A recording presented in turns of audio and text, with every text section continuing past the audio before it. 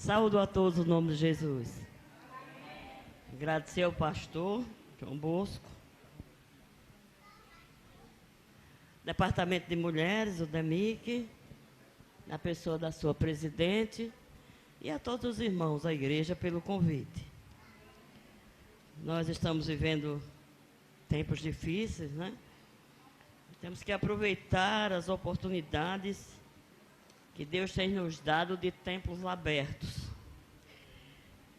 A gente está prevendo aí, é uma previsão, que assim que essa eleição passar,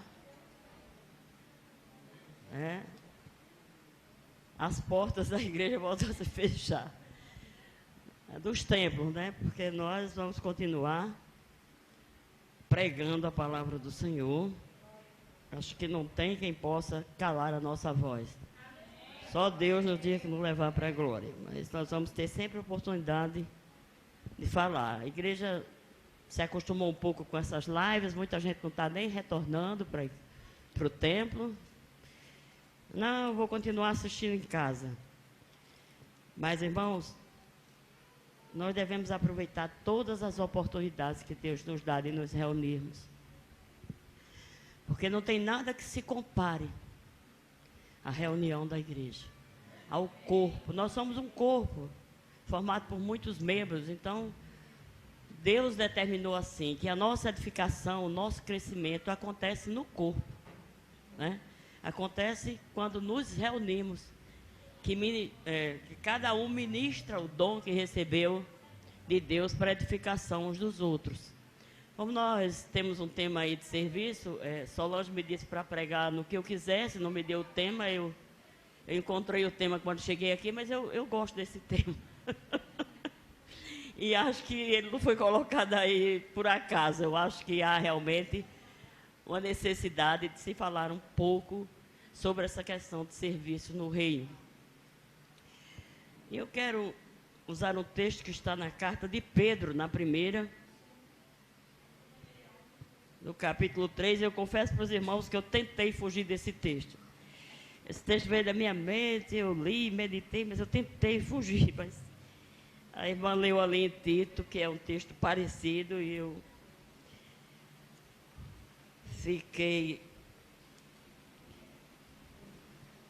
convencida de que realmente Deus quer nos falar um pouco através desse texto.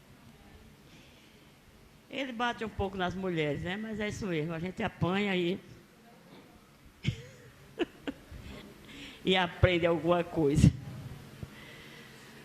Primeira carta de Pedro, capítulo 3, diz assim: semelhantemente vós, mulheres, sede sujeitas ao vosso próprio marido. Sabe coisa que mulher não gosta, né, de ouvir? Porque há um entendimento errado também dessa palavra. Para que também, se algum não obedece à palavra pelo procedimento de sua mulher, seja ganho sem palavra, considerando a vossa vida casta em temor. O enfeite delas não seja o exterior, no frisado dos cabelos, no uso de joias de ouro ou na compostura de vestes, mas o homem coberto no coração, no incorruptível trajo de um espírito manso e quieto, que é precioso diante de Deus. Porque assim se adornavam também antigamente as santas mulheres, que esperavam em Deus e estavam sujeitas ao seu próprio marido. Como Sara obedecia a Abraão, chamando-lhe Senhor, da qual vós sois filhas, fazendo bem, não temendo nenhum espanto. Amém. Sentados mesmo, vamos orar. Senhor nosso Deus e Pai, te agradecemos por este momento na tua casa, na tua presença. Te louvamos pelas oportunidades que tu tens nos dado de estarmos reunidos e reunidas no teu nome. Deus, não sabemos, ó Pai, o futuro, não sabemos o que nos aguarda mais na frente, mas estamos confiando em ti, Senhor. Estamos exercendo a fé que tu tens colocado no nosso coração, crendo que tu és soberano e estás no controle de todas as coisas, e que tudo vai contribuir para o bem do teu povo. Nos ajuda a permanecer de pé, Senhor, a ter sempre, ó Deus querido, o propósito de te confessar diante de Deus e dos homens, E ter sempre, ó Deus bendito e santo, uma atitude, ó Deus, de alguém que tem o caráter de Cristo, o caráter cristão, e que estamos aqui neste mundo para testemunhar, Senhor, da Tua graça, da Tua verdade, da Tua misericórdia e do Teu amor. Continua abençoando o Teu povo aqui em Candomblé do Rocha, a Tua igreja, pastor, os membros. Continua encorajando, Senhor, e nos dando graça para Te servir a cada dia, dentro dos princípios da Tua palavra. No nome de Jesus, o Teu Filho amado, é por quem nós te oramos e te agradecemos. Amém.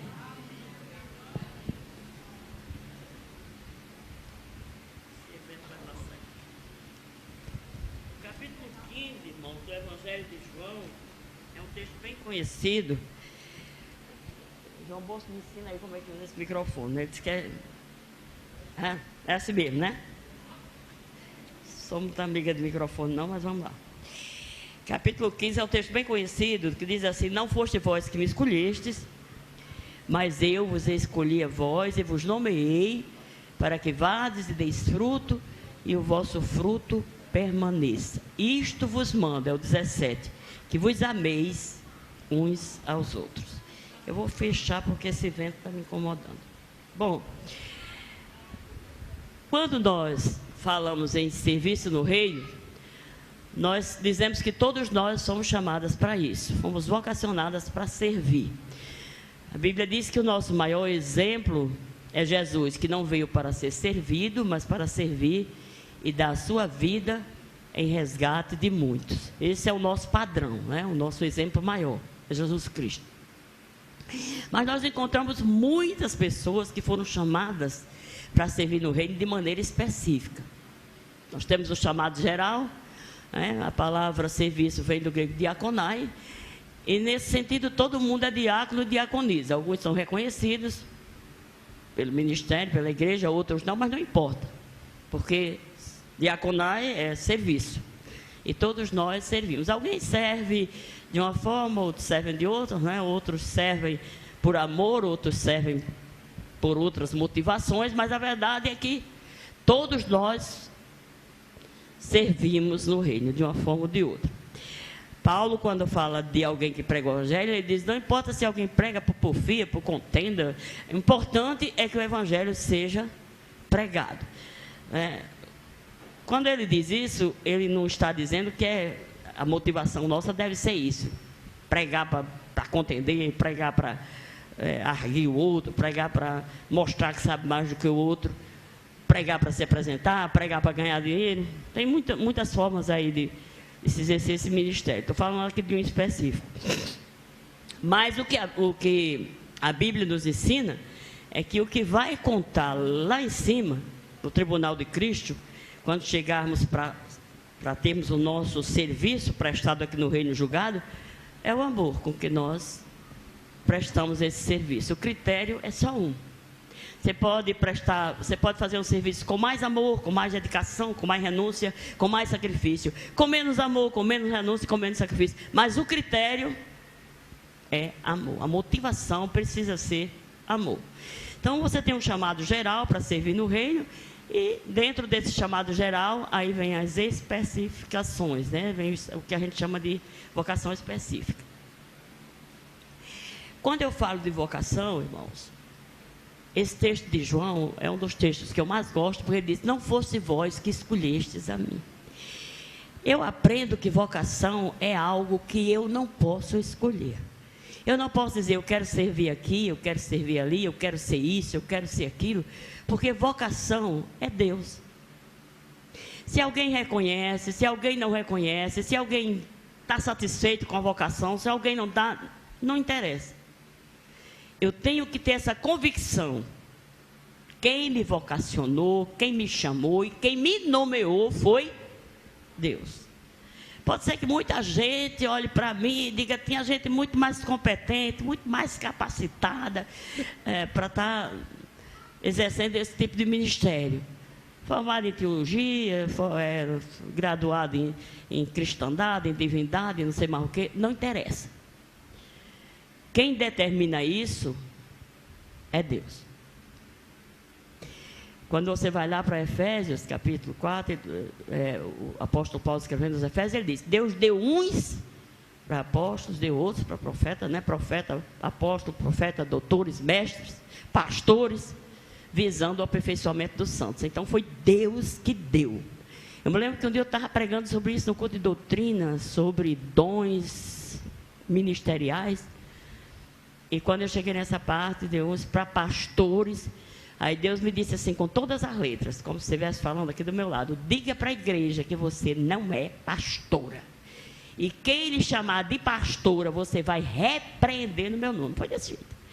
Eu não disse que Deus estava me dizendo aquilo, mas eu disse: olha, irmãos, eu não sou pastora, não fui vocacionada para pastora, não tenho esse dom de pastorear, e quem me chamar daqui para frente de pastora, eu vou repreender no nome de Jesus. Mas eu não disse que era Deus que estava dizendo, mas foi Deus que me disse isso com todas as letras. Eu não vou questionar aqui se alguém foi chamado para ser pastora. Eu não fui, não tenho essa vocação. Então, a partir daquele dia, esse negócio de pastor acabou. Porque na porta da igreja vai dizer: mas eu ainda vou lhe chamar de pastor. Eu disse: está repreendido, está repreendido, está repreendido. Pronto, acabou. Hoje é muito pouca gente que se atreve. Acho que quem não me ouviu naquele dia chegar e ser chamado de pastor. Não é uma questão vamos dizer assim, que isso seja algo que me diminua ou que me acrescente alguma coisa. Mas é uma questão de Deus, não sou. Não vou aceitar um título que Deus não me deu. Não adianta você ser reconhecido aqui na terra como evangelista, como pastor, como apóstolo, como isso, por aquilo. Eu não tenho esse reconhecimento no céu. De que é que adianta isso? Nós temos primeiramente que ser reconhecidos por Deus, porque a vocação vem dele. Eu lembro quando Deus chamou Jeremias. Jeremias disse assim para Deus: Senhor, eu não passo de uma criança. Dizem que ele tinha 16 anos.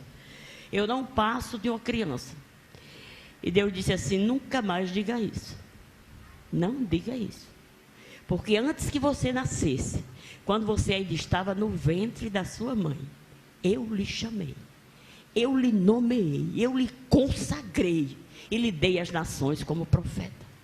Quer dizer, Jeremias não foi um profeta depois que nasceu, ele era um profeta antes de nascer. Porque a vocação veio de Deus, o chamado veio de Deus. Amós passou pelo mesmo processo. Quando Amós estava profetizando no reino do norte, contra Samaria, contra os reis ímpios de Israel, aí um xeleléu lá do rei, porque você conta nos dedos os reis que foram bons no reino do norte. Eu acho que não, um ou dois, o resto não tinha um que se aproveitasse. Era de Acabe para lá. E quando ele estava profetizando, veio o sacerdote lá e disse: olha, aqui você não pode fazer isso. Você não pode profetizar aqui em Betel. Vá profetizar lá no Reino do Sul, que você é de lá. Aqui não, aqui é a casa do rei, aqui é a casa, o lugar do sacerdócio. Aí Amós disse assim: escuta aqui uma coisa, meu amigo. Eu não sou profeta, eu não sou filho de profeta, eu não estudei em escola de profeta, eu sou boieiro, colhedor de sicômoro. Deus me tirou de detrás do gado e disse: vai, profetiza para Israel, e eu estou aqui para fazer isso. Essa é a autoridade que você tem. Você foi escolhido, foi nomeado e enviado por Deus. Quando a gente presta serviço dentro dessa convicção, a coisa fica melhor. Eu gostei desse Salmo 100, versículo 2, que ele diz: servir ao Senhor com alegria. Tem muita gente que serviço para Deus, serviço para o reino é um fardo, é uma coisa que se faz murmurando, que se faz em último lugar, que se faz quando não tem mais nada para fazer. Serviço a Deus deve ser prestado com alegria, porque nós devemos saber o Deus a quem nós servimos. Nós servimos a um Deus que é amor, que é misericórdia, que é justiça, que é fiel, que é misericordioso, que é grandioso, que é glorioso, que tem sido bom para conosco em todos os momentos, em todas as horas. Tem sido fiel com as nossas vidas. E a gente precisa, no mínimo, retribuir a isso, servindo Ele com alegria e com amor. E só serve com alegria quem faz por amor. Eu lembro que quando Deus mandou Moisés se apresentar a Faraó e aos filhos de Israel, Moisés disse assim: quando eu chegar lá diante dos filhos de Israel, o que é que eu vou dizer? Saí do Egito fugido, né? Faraó querendo me pegar com as cabras dele. Tinha matado um homem. 40 anos depois eu estou voltando, 80 anos. O que é que eu vou dizer? Como é que eu vou me apresentar? O Senhor está me enviando, mas qual é o seu nome? E Deus disse assim: eu sou o que sou. Irmão, se a gente tivesse uma noção correta do que significa isso, eu sou o que sou, uma ideia de eternidade, de imutabilidade, de fidelidade, de permanência. Eu sou o que sou, eu não mudo. Eu sou o mesmo ontem, hoje e eternamente. Eu sou o Todo-Poderoso. É a ideia da soberania. Eu sou o que sou. Eu não preciso de acréscimo nem de diminuição. Eu sou completo. Então a questão com Moisés não era quem ele era. Ele disse: quem sou eu para chegar diante de Faraó, para chegar diante dos filhos de Israel? E eu vou colocar aqui com minhas palavras. O importante, Moisés, não é o que você é. Até que Moisés foi uma grande figura nos primeiros 40 anos do Egito. Era um candidatíssimo ao trono, filho da filha de Faraó. E Estevão, quando faz o seu discurso, ele diz, apesar de Moisés ter dito que era pesado de língua, eu acho que quando Moisés ficava nervoso, fazia como João Bosco, né? Gaguejava um pouco, apesar de língua. Mas Estevão disse que ele era eloquente, era poderoso em palavras e em obras. Mas é como se Deus dissesse assim para Moisés: Moisés, não interessa quem você é, não é importante. O mais importante não é quem você é, o importante aqui é quem eu sou. Porque quem ia fazer todas aquelas obras no Egito, todas aquelas maravilhas, não era Moisés, era Deus. Moisés era apenas o instrumento. Às vezes o nosso grande problema no serviço do reino é porque a gente pensa que é a gente que tem que fazer, que é a gente que faz. A gente é o instrumento, quem faz é Deus. Deus é o único poderoso, é aquele que tem todo o poder no céu e na terra. E as coisas só acontecem a partir dele. Jesus já dizia com muita propriedade: sem mim, nesse mesmo capítulo 15 que eu li, que eu citei o verso 16, sem mim nada podeis fazer. Mas a gente parece que não se conscientiza disso. Então, vocação, ela independe de nós. A vocação é algo soberano que vem da parte de Deus. Uma das coisas que nos atrapalha muito é porque nós somos imperfeitos, nós erramos muitas vezes, nós temos, às vezes, sérios problemas com a nossa própria personalidade. Mas sabe de uma coisa? Deus já sabia de tudo isso. Quando Ele nos salvou antes da fundação do mundo, quando Ele nos chamou antes do ventre da nossa mãe, ou no ventre da nossa mãe, como a gente queira colocar aí, trazendo para um tempo mais presente, Ele já sabia, às vezes, que eu ia errar, às vezes que eu ia falhar, às vezes que eu ia retroceder, às vezes que eu ia pecar. Ele já sabia de tudo isso, mas mesmo assim, me escolheu. Não é só questão do hino, não, é questão bíblica. O Senhor sabia que eu erraria, o Senhor sabia que eu falharia, o Senhor sabia que eu me cansaria, o Senhor sabia, mas mesmo assim, me escolheu. Sabe por quê, irmãos? Porque se Deus fosse escolher os perfeitos, não ia escolher ninguém. Não existe essa raça de gente aqui na terra. Perfeição só em Deus. Eu vou escolher fulano porque ele nunca vai errar. Isso não existe. Eu vou escolher fulano porque ele nunca vai me decepcionar. Eu vou escolher fulano porque ele nunca vai retroceder, nunca vai se cansar, nunca vai voltar atrás. Isso não existe. Todos nós em algum momento falhamos. Você olha para a vida de Moisés, é uma vida invejável, um testemunho invejável. Mas Moisés chega diante da rocha lá perto das campinas de Moabe. A primeira foi em Refidim, perto do Sinai. Deus disse: bata na rocha. Ele bateu uma vez. A segunda vez, porque a rocha simbolizava Cristo, a Hebreus vai dizer isso, que era a rocha, a pedra espiritual era Cristo. Aí a segunda vez Deus disse para ele, quando chegaram no deserto de Moabe, e aí todo mundo murmurando, não tinha água. É um deserto terrível. Eu passei por lá quando fui para Israel, estive na Jordânia. É um negócio realmente difícil, principalmente perto de Petras. E aí, todo mundo reclamando, com sede, murmurando. Irmãos, isso é um retrato nosso. Quando a gente passa por qualquer problema, por qualquer dificuldade, a gente canta os hinos bonitos, né? Louve, adora, mas não é isso que a gente faz. A gente murmura, reclama. Onde é que Deus está? Deus nos tirou do Egito para quê? Para matar a gente de sede aqui. Será que não tinha sepulcro no Egito? Será que começa do povo desde que saíram até entrar na terra? Era uma murmuração só. Todas as vezes que se deparavam com um problema, com um obstáculo, eles não olhavam para o que Deus tinha feito atrás. A maneira como Deus tinha resolvido. Eles simplesmente começavam a murmurar. Deus faz tanta coisa na nossa vida, faz tanto milagre, mas quando a gente se depara com uma situação difícil, começa a duvidar, começa a murmurar. É do ser humano que nós precisamos da ajuda de Deus, do Espírito de Deus para corrigir. E aí, Moisés, eles pegam em pedra para apedrejar Moisés. Moisés fica tão aperreado, tão descontrolado. A Bíblia diz que Moisés era o homem mais manso da face da terra. Mas Moisés ficou tão descontrolado que ao invés de falar a rocha, ele bateu na rocha e ainda bateu 2 vezes.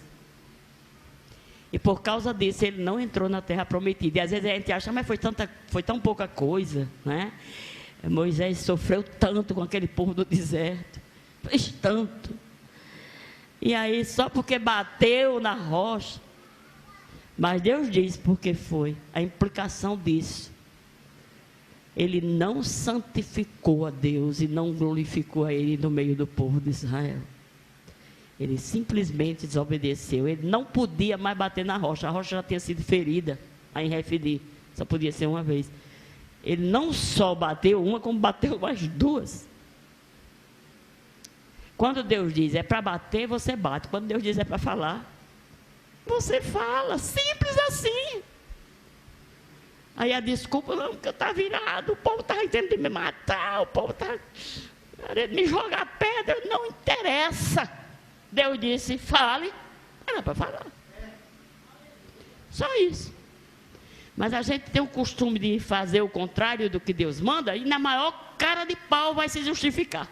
Por isso, Deus não quer saber disso não. Deus não está interessado nisso não. Deus está interessado em quem lhe obedeça. As nossas justificativas, as nossas explicações não servem para nada. Só para os outros, para Deus não vale não. Quando Deus nos mandar fazer alguma coisa, vamos fazer, irmãos. Não importa o preço que você tem que pagar, não importa o que você tenha que renunciar, não importa o tamanho do sacrifício, faça. Por que é que Abraão é o pai na fé? Foi só porque ele saiu lá da terra dele e obedeceu a Deus, indo para uma terra que ele não conhecia. Mas foi também por ter ido até o último momento do sacrifício de Isaac. Só tinha ele de filho. E Deus disse que nele seria chamada a sua descendência. Mas Deus disse, vai ao monte que eu te mostrarei. Era o Monte Moriá. Lá sacrifica o teu filho. E ele foi. E a Bíblia diz que Abraão tinha uma fé tão grande, que ele acreditava que das cinzas Deus ia ressuscitar Isaac, porque Deus não é homem para que minta, nem filho de homem para que se arrependa. Quando ele promete, ele cumpre. Talvez para a gente, depois que matou Isaac, tocou fogo, está perdido. Para a gente. Quem é que pode dar cinza, ressuscitar ninguém, nem fazer... Mas isso é problema para mim, para Deus, não. Para Deus é solução. Então, quando a gente fala em servir o reino, a gente fala em se aliançar, em se comprometer com Deus. E a aliança é exatamente isso, é um compromisso entre 2 pessoas. Então, eu vou sair do serviço no geral e vou trazer esse compromisso, essa aliança agora para o casamento. Foi o texto que eu li em Pedro. Eu quis fugir desse texto, eu já disse a vocês, né? Vai dar não, vou falar. Irmãos, a nossa primeira vocação, a gente às vezes não presta atenção nisso. Eu mesmo já pequei muito nisso. Por incrível que pareça, a nossa primeira vocação foi de esposa e de irmã. Quando Deus fez Adão, ele disse que não era bom que o homem estivesse só. Tudo que Deus fez, ele viu que era bom. Mas quando ele fez Adão, ele viu que não era bom Adão estar só. Então ele disse, far-lhe-ei uma ajudadora, uma companheira, uma esposa. Fez Eva. E tem uma coisa que é interessante nesse processo de fazer Eva, que eu quero compartilhar com os irmãos. Uma coisa que Deus mostrou já há um bom tempo. A Bíblia diz que Deus, quando foi fazer Eva, ele fez Adão cair num profundo sono. Isso foi a primeira anestesia, né? Mas o meu conhecimento, mesmo sendo pouco, sendo limitado acerca de Deus, eu sei que Deus podia ter tirado a costela de Adão sem ele sentir nenhuma dor, ele sem dormir, ele bem acordado, com os olhos arregalados, olhando o processo. Deus podia ter feito isso. Mas por que será que Deus não fez? Por que será que Deus fez Adão cair no sono profundo, tirou a costela, fez a mulher? E quando Adão abriu os olhos, aí ele disse, vou chamar o seu nome de varoa, porque do varão foi tirada, e essa que está diante de mim agora é osso dos meus ossos e carne da minha carne. E chamou de varoa, porque tinha sido tirada do varão. E aí eu pergunto, por que Deus deu essa anestesia em Adão? Porque Deus não queria Adão dando pitaco, irmão. A gente gosta tanto de dar pitaco nas coisas de Deus. Deus faz as coisas de um jeito e a gente fica dando, não, se fosse assim, se fosse assim, não fosse assim. Entendeu? Deus faz as coisas perfeitas. Que Ele faz de acordo com a sua vontade e de acordo com a nossa necessidade. Deus fez Eva exatamente do jeito que Adão precisava. Agora, já pensou Adão olhando, dizendo, Senhor, faça uma coisinha mais alta, bota mais uma cintura, faça mais não sei o quê. Não dá para a gente, né? Não dá para a gente dar pitaco nas coisas de Deus. Aí esse texto que a gente leu aqui,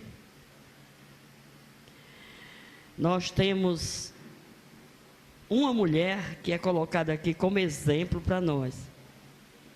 Sara. Há uma coisa interessante no começo do texto que ele fala acerca das mulheres. Ele diz que a maneira correta das mulheres que são casadas com maridos incrédulos, a maneira correta das mulheres ganhar esse marido é calada. Uma vez eu vi o pastor Silmar Coelho, ele é muito engraçado falando sobre isso, e ele dizia assim, irmão, sabe qual é a palavrinha para a mulher ganhar o marido que não é crente? Calado. E o nosso problema é que a gente não sabe se calar, a gente só sabe falar. Diz que a mulher, isso é estatística que eu escuto, não é minha, que eu não tenho condição de fazer uma estatística dessa. Mas disse que o homem tem condição de falar 7.000 palavras por dia e a mulher 21.000, já pensou? É por isso que a gente é alvo de piada, né? Mesmo que a mulher fala menos, é fevereiro, que tem 28 dias. Mas é porque a gente dá o cabimento, a gente fala muito. Pode dizer, irmão, me chateia, você está falando a verdade. Sou a primeira a reconhecer. Então, um conselho aqui para as mulheres, né, que falam muito, assim como eu. Quer ganhar um maridão? Fala menos. Cala a boca. Reclama menos. Ora mais. Chora mais. E fala menos. Porque falar, geralmente, é naquela forma de crítica. Por mais que a crítica seja construtiva, mas ninguém gosta de ser criticado. Isso foi negativo, é pior ainda. Então você não muda ninguém com críticas, principalmente negativa. Dependendo do temperamento da pessoa, a pessoa faz assim, você reclama, briga por uma coisa, diz, agora é que eu vou fazer. Entendeu? Vocês sabem disso, né? Agora é que eu faço. É aquele famoso ditado, eu vou matar na unha. Mas as mulheres também fazem isso, as mulheres, viu? É só os homens não. Mas como são as mulheres que mais reclamam, são elas que mais agem dessa forma. Então Pedro está dizendo aqui que esse é um comportamento que não é cristão. Que nós precisamos mudar esse comportamento como mulheres de Deus. E aí ele diz, qual é o seu exemplo? O seu exemplo é Sara. E eu acho tão bonito isso, porque a gente quer ganhar marido, sabe como? Cortando cabelo, pintando, sabe? Sei lá, andando, fazendo academia, andando mais descoberta do que coberta. Isso não ganha marido, não. Quem ganha marido é boca calada e joelho no chão. Isso ganha marido. A gente tem que prestar atenção nessas coisas. Eu tive um exemplo na igreja que hoje eu sirvo, antes de eu chegar lá, que um determinado irmão começou a ministrar na escola dominical e ele dizia para as mulheres, cortem o cabelo, se pintem, e façam isso e façam aquilo, senão o marido de vocês vão atrás de outra.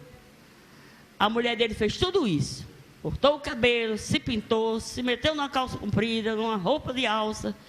E ele acabou largando ela e indo atrás de outra. E eu uso isso como exemplo exatamente para dizer isso. Essas coisas não seguram marido. Quem segura marido é obediência à palavra de Deus. Porque a Bíblia diz, pede-me e eu te darei as nações por herança. E os confins da terra pela tua possessão. Nós arranjamos um jeito nesse século todo errado de ganhar marido. Todo errado, todo fora da Bíblia. Por isso não dá certo. O número de divórcios só tem aumentado. E se a gente não mudar a nossa conduta, não mudar o nosso comportamento, vai continuar aumentando. E sabe, eu nem queria falar nisso aqui, mas vou falar. Deus odeia divórcio, Deus abomina divórcio. Se tem alguém divorciado aqui, pelo amor de Deus, não saia com raiva de mim. Vamos orar. Porque cada caso é um caso. Mas está escrito lá em Malaquias, eu odeio o divórcio. Quando os discípulos e os fariseus chegaram para Jesus com a questão do divórcio, Jesus disse, por que Moisés deu carta de divórcio? Jesus disse, por causa da dureza do coração de vocês, mas no princípio não foi assim. Como era no princípio que Deus ajuntou, não separe o homem. Aí você diz assim, mas meu casamento não foi da vontade de Deus. Você não consultou a Deus? Casou? Foi uma aliança que Deus homologou, acabou. Quer se separar?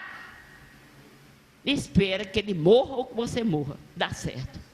Eu digo, quando a mulher tem um marido bem trabalhoso, bem ruim, eu digo, se divorcie não, bota o joelho no chão e peça a Jeová para resolver, que se ele se converter, ele morre. Resolve. Resolve. Agora, o que não resolve é divórcio. Porque se você, principalmente se houver filhos, só quem sofre com divórcio, principalmente emocionalmente, são os filhos. A gente não pensa nisso, é uma atitude egoísta. Sabe por quê? Filho não quer saber se pai errou, se mãe errou, se pai é bom, se mãe é ruim, não. Ele quer pai e mãe juntos. Porque pai e mãe só tem um. Tem padrasto, tem madrasta, mas pai só tem um, mãe só tem uma. E a gente tem que atentar para essas coisas. Porque essa sociedade está nos levando por um caminho que, se a igreja não tomar cuidado, vai ser um caminho sem volta. Nós temos pastores hoje no quarto casamento. Isso é uma vergonha, irmão. Como é que uma pessoa dessa pode servir de exemplo para um rebanho? A primeira não foi Deus, a segunda fui eu, a terceira foi não sei quem, a quarta, a quinta e assim vai. Dizer, mas vou dizer uma coisa aqui sobre a aliança. Eu vou fechar essa Bíblia, depois eu... esse negócio só me incomodando aqui, eu vendo. Vou dizer uma coisa a vocês sobre a aliança. Quando a gente se casa diante de quem? De Deus e da igreja. Quem instituiu o casamento? Foi Deus. Então, é uma aliança que Deus está presente. Você diz, meu marido não foi uma escolha de Deus. Pague as consequências, mas você se aliançou com ele, está lá. Deus disse, foi a sua escolha, eu vou respeitar. Homologou, pronto. Quando Israel entrou na terra prometida, ele conquistou Jericó, foi derrotado diante de Ai, depois conquistou Ai. A próxima cidade era o núcleo dos gibeonitas, formado por 5 cidades. Os gibeonitas tinham ouvido falar que Deus ia dar a terra, ouviram falar do que aconteceu no Mar Vermelho, no Egito, aos 2 reis, né, da Transjordânia, o rei de Moabe e o rei de Bazã. E ele disse, não tem quem possa resistir a esse povo. Viram o que eles fizeram com Jericó, uma cidade que os muros, né, dizem que passava 2 carros folgados para lá e para cá. Uma cidade que ficou rigorosamente fechada. E eles, a gente sabe como aconteceu a história, né? Deus derrubou os muros. Aliás, os muros foram, como é que a gente chama aquilo? O que você bota dinamite e ele desce de cabeça abaixo, inteiro. Foi, implodiu. E eles estão descobrindo hoje, né? Estão escavando os muros de Jericó e descobriram que eles afundaram. E eu ficava me lembrando, esses muros caíram e esse pedrego, ficou essa arruma de tijolo, de pedra, não sei de quê, para esse povo passar por cima para conquistar essa cidade. Mas não foi isso que aconteceu, irmãos. Os muros desceram de cabeça abaixo e eles passaram na terra plana. Por isso que eles conquistaram com tanta facilidade. Deus implodiu os muros de Jericó, as muralhas. Eles estão escavando hoje e já descobriram isso. Então, veja bem, quando os gibeonitas escutam isso, eles usam de uma estratégia. Eles usam de uma astúcia. Aí eles pegam roupa rasgada, calçado velho, pão bolorento, e botam coisa na cabeça e vão ao encontro de Josué no acampamento de Israel. Aí nós somos de terra longínqua. Quando nós saímos de casa, esse pão estava quentinho, essas roupas estavam novas, essa chinela estava nova, tinha saído da loja. Vou colocar aqui minhas palavras. Aí Josué disse, não, vocês podem morar aqui perto, estarem fazendo isso, né, querendo essa aliança conosco, mas podem morar aqui perto e tal. Não, de jeito nenhum, a gente vem numa terra, longe. E sabe qual foi o erro de Josué e dos anciãos? Não consultaram a Deus. Olharam para a aparência dos homens, para o pão cheio de mofo, e acreditaram na história e fizeram uma aliança com eles. E Deus tinha dito que não era para eles fazerem aliança com nenhum daqueles moradores da terra. Eu só quero que você entenda o quanto Deus honra a aliança, que é feita no nome dele. Para você entender como Deus honra a aliança do casamento. Você tenha casado com alguém que você buscou e Deus disse é esse, ou que você não buscou, foi a sua escolha, mas Deus honra. E Deus olhou, e Josué fez aliança com aqueles homens. 3 dias depois, Josué descobriu que eles estavam exatamente a 3 dias de onde eles estavam, no acampamento deles em Gilgal. Mas veja aí a aliança. Eles foram atacados por 5 reis, se eu não me engano, porque eles tinham se aliado com Israel. Israel tinha feito aliança com eles. 5 reis se aliaram e foram combater contra o povo de Gibeão. Eles pediram socorro, os gibeonitas pediram socorro a Josué. Olha, nós agora temos uma aliança com vocês. Vocês agora são responsáveis por nós. Vocês fizeram aliança conosco. Se vocês não consultaram a Deus, problema de vocês. Mas vocês assumiram um compromisso no nome de Deus. Venham nos socorrer. E Josué foi. E tem uma das coisas mais lindas registradas na Bíblia acerca desse acontecimento. O sol parou e a lua se deteve, até Deus dar vitória ao seu povo. Deus honrou a aliança, irmão. Quem não honra a aliança é a gente, mas Deus honra. Foi uma aliança feita contra a vontade de Deus? Foi. Deus já tinha dito.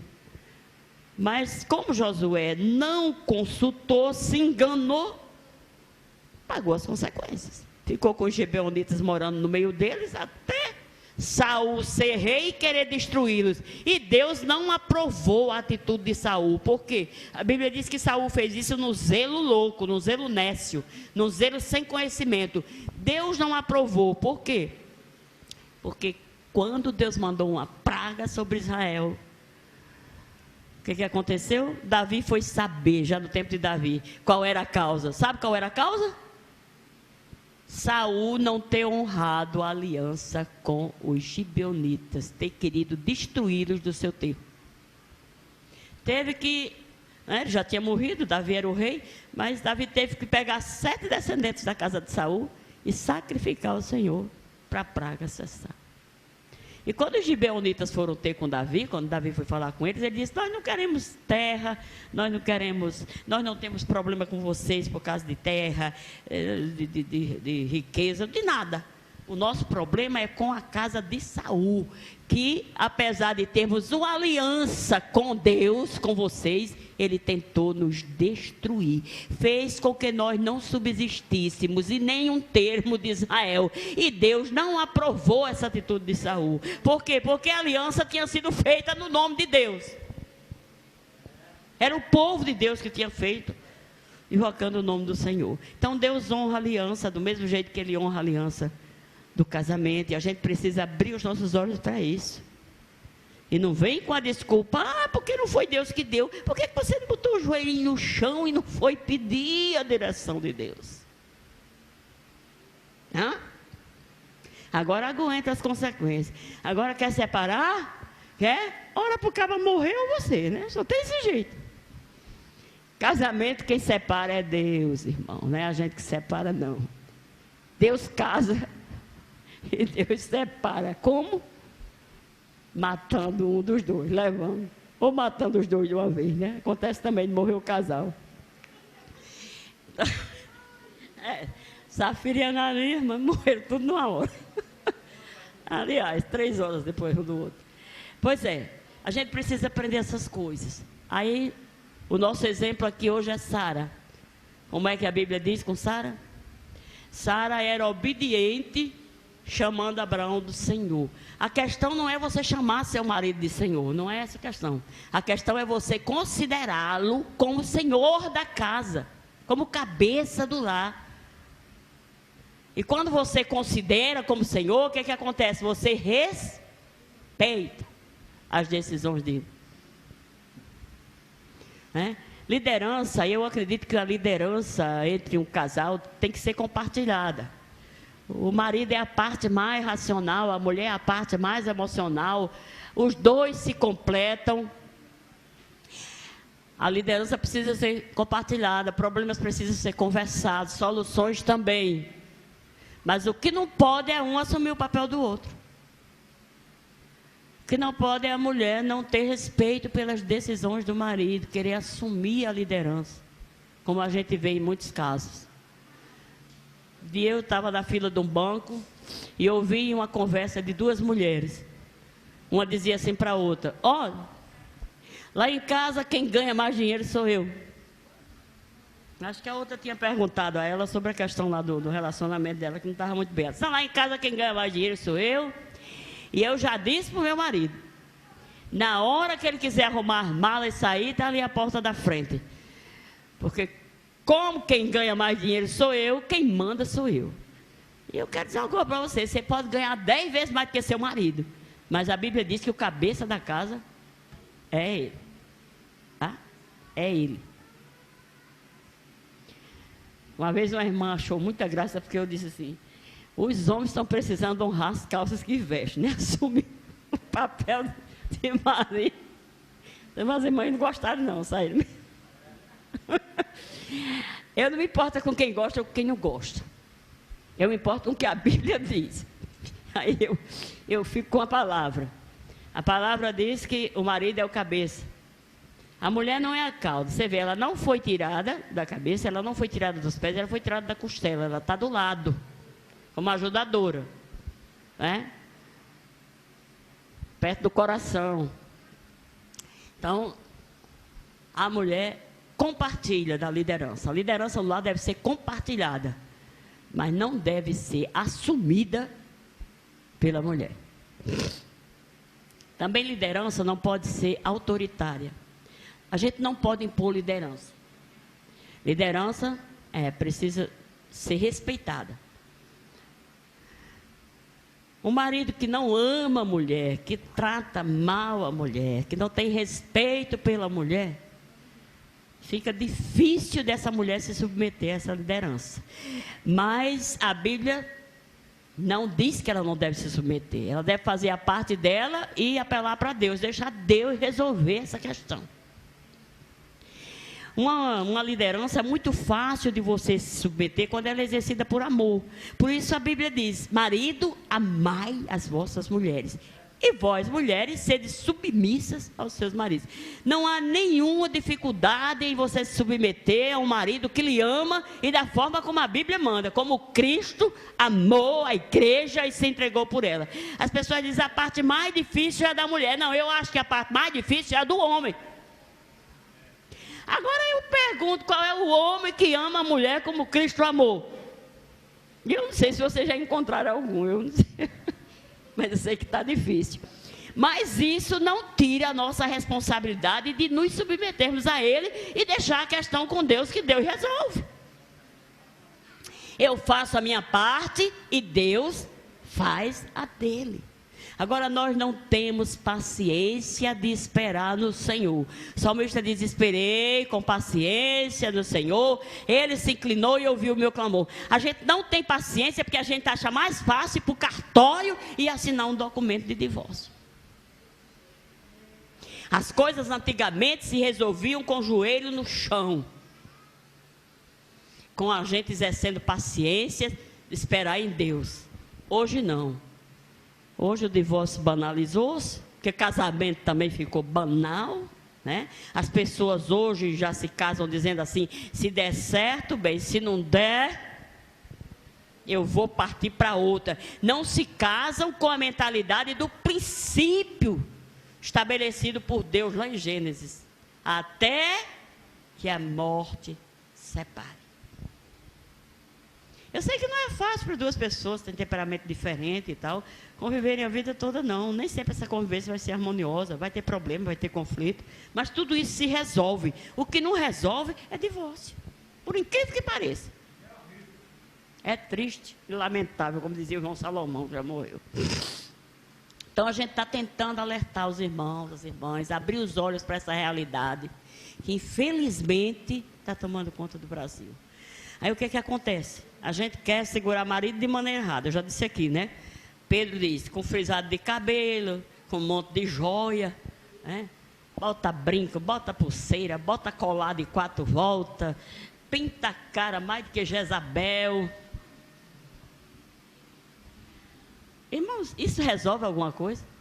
Se serve para a sua autoestima, se acha que fica mais bonita, tudo bem, eu não tenho problema com isso.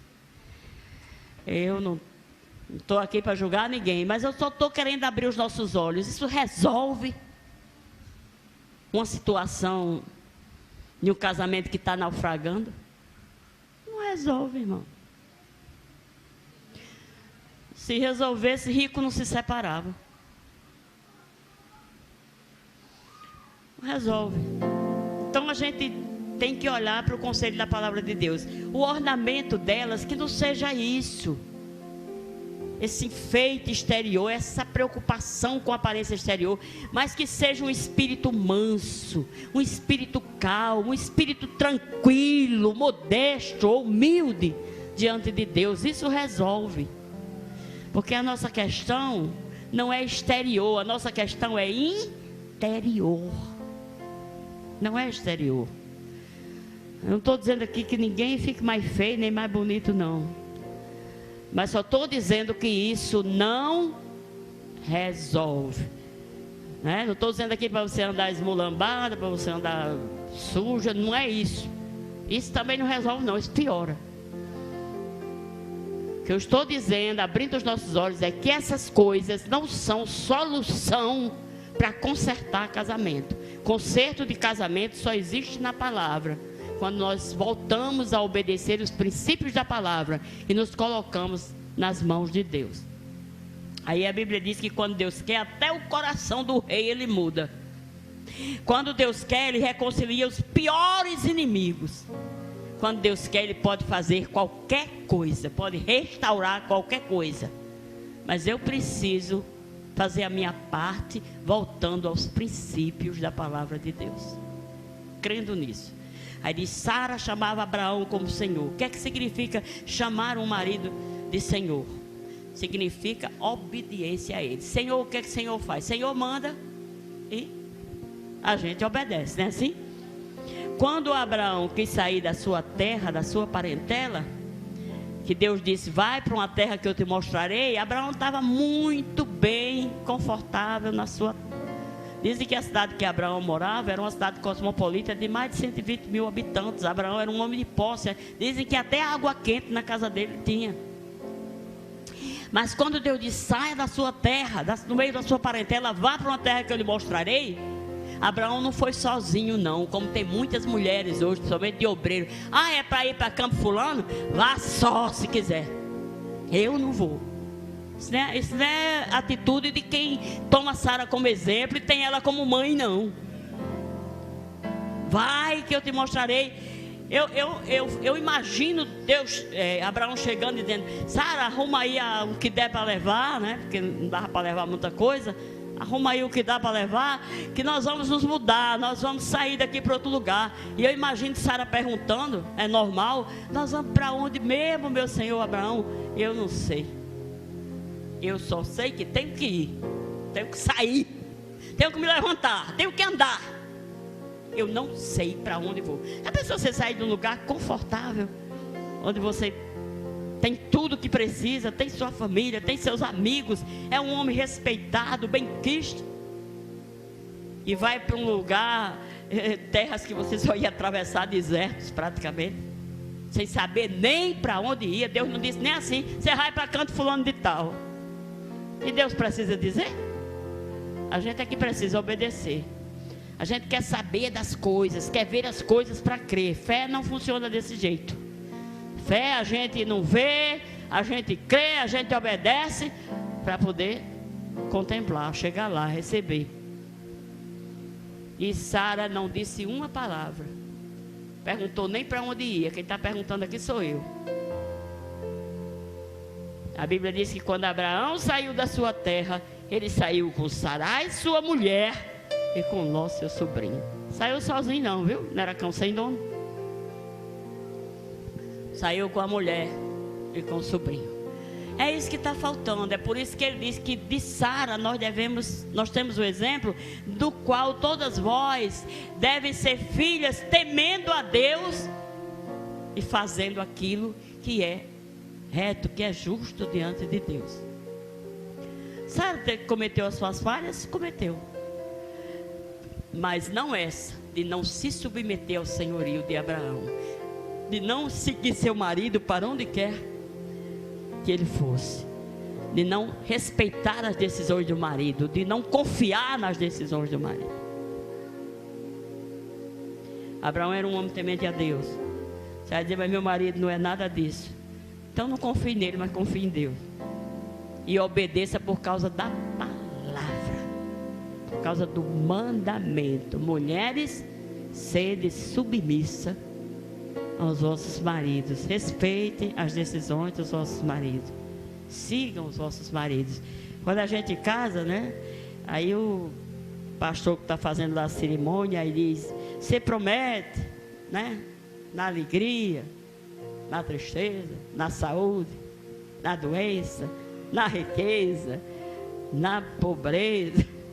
Eu vi o pastor dizendo que só encontrou uma pessoa sincera quando ele fez muitos casamentos, só encontrou uma pessoa sincera, um homem. Ele começou, fulano, você promete assim, assim, assim. Ele disse, eu não prometo nada, que eu não sei como é que vai ser.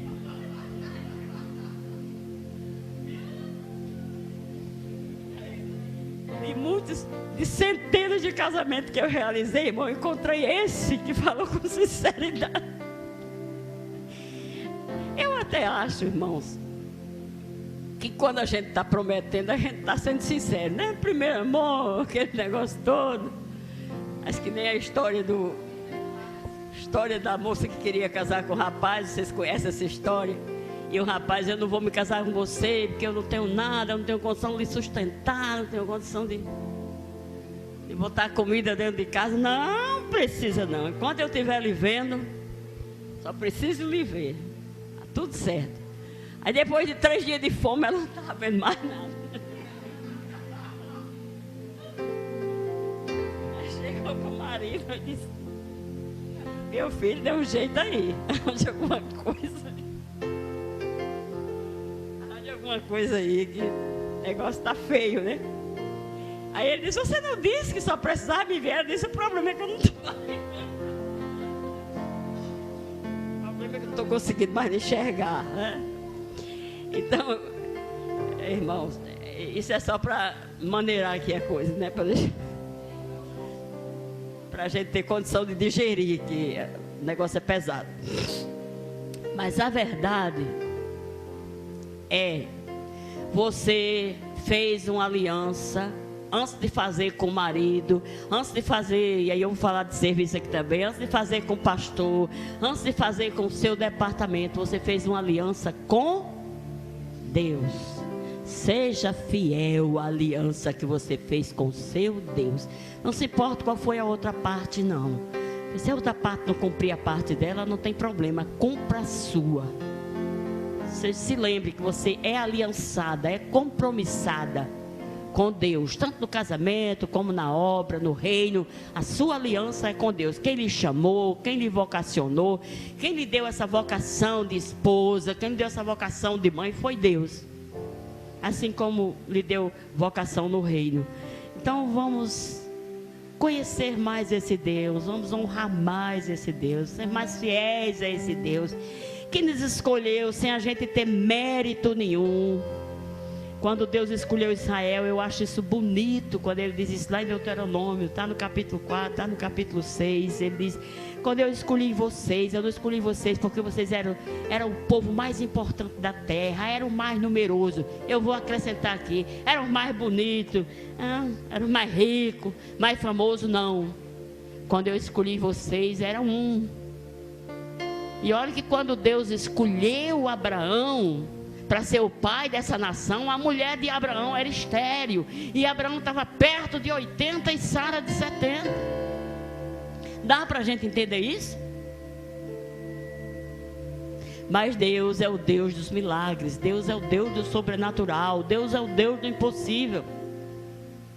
Então ele não escolheu Israel porque Israel era alguma coisa, ele escolheu porque Israel não era nada. Porque Deus é especialista em fazer do nada tudo, em fazer as coisas que não são como se fossem, em fazer das coisas pobres, ricas. Deus é especialista nisso, irmãos. Então, se você tem uma vocação de servir a Deus no seu lar, como esposa, como mãe, na igreja, faça isso da melhor maneira que você puder. Peça a ajuda de Deus. Honre aquele que lhe deu a vocação, e Ele vai honrá-la também. Que Deus nos abençoe. Amém.